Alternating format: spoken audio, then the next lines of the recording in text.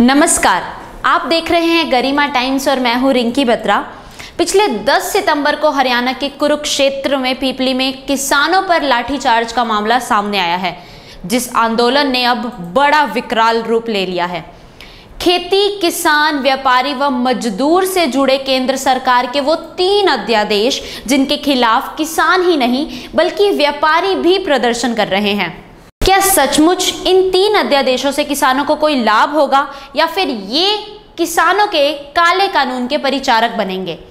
अध्यादेश 1, जिसका नाम है कृषि उपज, वाणिज्य एवं व्यापार संवर्धन एवं सुविधा अध्यादेश, यानी कि farmers produce trade and commerce production and facilitation ordinance 2020।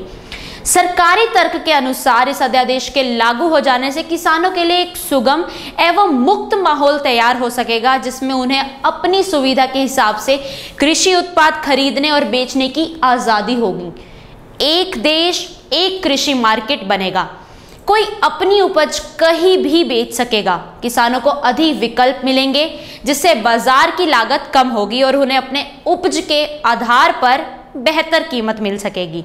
सरकारी तर्क के अनुसार इस अध्यादेश के लागू हो जाने से किसानों के लिए एक सुगम और मुक्त माहौल तैयार हो सकेगा, जिसमें अपनी सुविधा के हिसाब से कृषि उत्पाद खरीदने और बेचने की आज़ादी होगी।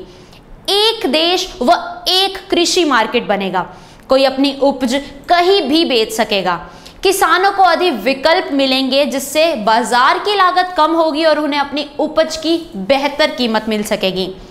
जब किसानों के उत्पाद की खरीद मंडी में नहीं होगी तो सरकार इस बात को रेगुलेट ही नहीं कर पाएगी कि किसानों को न्यूनतम समर्थन मूल्य यानी कि मिनिमम सपोर्ट प्राइस मिल रहा है या नहीं।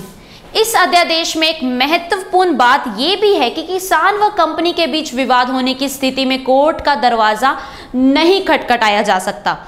व्यापारियों का कहना है कि सरकार के नए अध्यादेश में साफ लिखा है कि मंडी के अंदर फसल आने पर मार्केट फीस लगेगी और मंडी के बाहर अनाज बिकने पर मार्केट फीस नहीं लगेगी। ऐसे में मंडियां तो धीरे धीरे खत्म ही हो जाएंगी, कोई मंडी में माल क्यों ही खरीदेगा। दूसरे अध्यादेश का नाम है मूल्य आश्वासन पर किसान बंदोबस्ती और सुरक्षा समझौता और कृषि सेवा अध्यादेश 2020, the farmers agreement on price assurance and farm services ordinance. सरकार का तर्क ये है कि इस अध्यादेश को सरकार ने कॉन्ट्रैक्ट फार्मिंग के मसले पर लागू किया है। इससे खेती का जोखिम कम होगा और किसानों की आय में सुधार होगा। बड़े खुदरा कारोबारियों, निर्यातकों आदि के साथ जुड़ने में सक्षम होगा। किसानों की आधुनिक तकनीक और बेहतर इनपुट्स तक पहुंच सुनिश्चित होगी। मतलब ये कि इसके तहत कॉन्ट्रैक्ट फार्मिंग को बढ़ावा दिया जाएगा, जिसमें बड़ी बड़ी कंपनियां किसी खास उत्पाद के लिए किसान से कॉन्ट्रैक्ट करेंगी। उसका दाम पहले से ही तय हो जाएगा। इससे अच्छा दाम ना मिलने की समस्या ही खत्म हो जाएगी। जबकि कुछ विशेषज्ञों का यह कहना है कि किसान अपने ही खेत में सिर्फ मजदूर बनकर रह जाएगा।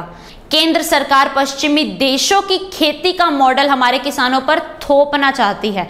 कॉन्ट्रैक्ट फार्मिंग में कंपनियां किसानों को शोषण करना चाहती हैं, उनके उत्पाद को खराब बताकर रिजेक्ट कर देती हैं।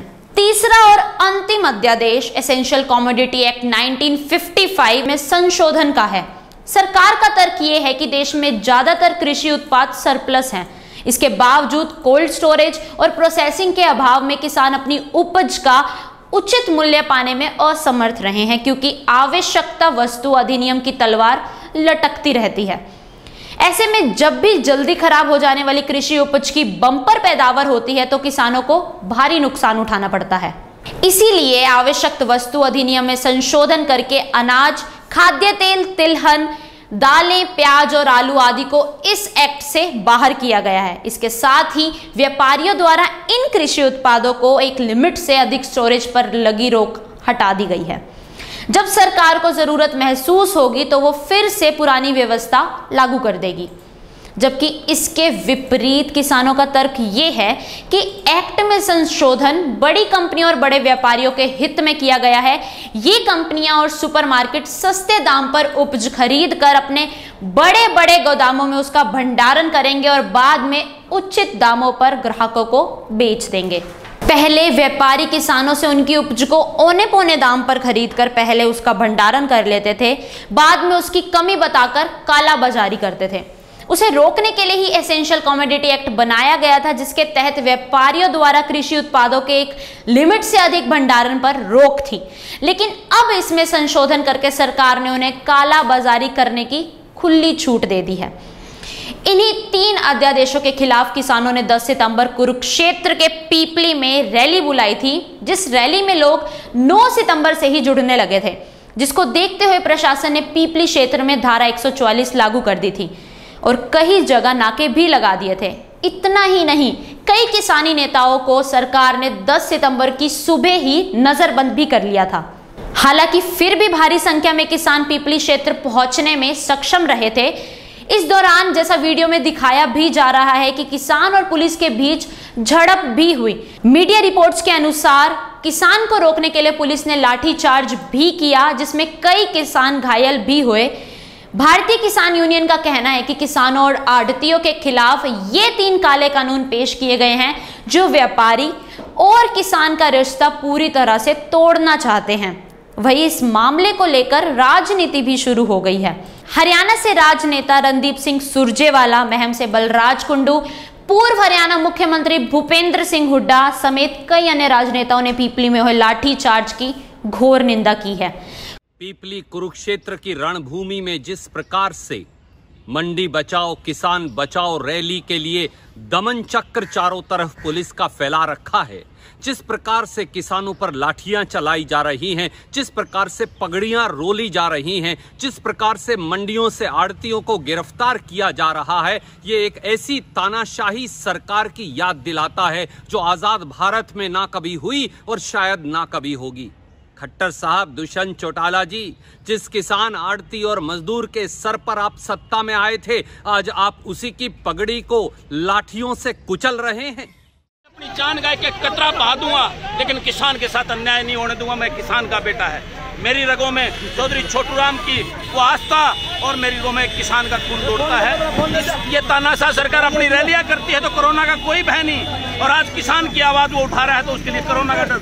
एक हनन किया जा रहा है, लोकतंत्र की हत्या है ये। इसके लिए इसको जवाब देना पड़ेगा। आने वाला वक्त इनके कपड़े उतारेगी, इनके सबके नुमाइंदों के भी, भारतीय जनता पार्टी के नुमाइंदों। पीपली में जब अपनी जायज मांग लेकर किसान और वहां के आड़ती व्यापारी और मजदूर वहां जा रहे थे तो उनके ऊपर लाठियां बांधी गई हरियाणा सरकार द्वारा, बर्बरता से उनको पीटा गया और लोग गिरफ्तार किए गए।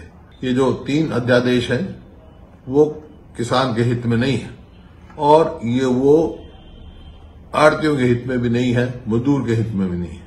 हाँ, अगर ये अध्यादेश लाना चाहते हो तो चौथा अध्यादेश और लेके आए कि किसान को एमएसपी मिलेगी स्वामीनाथन C2 फार्मूले पर।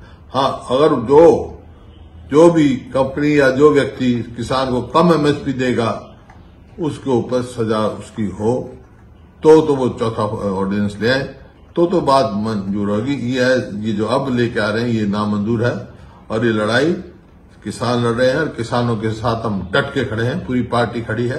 कांग्रेस ने कहा है कि ये 3 अध्यादेश मोदी सरकार लेकर आई है उससे मंडी किसान और मजदूर तबके के लिए सही नहीं है, जिससे मजदूरी पूर्ण रूप से खत्म हो जाएगी।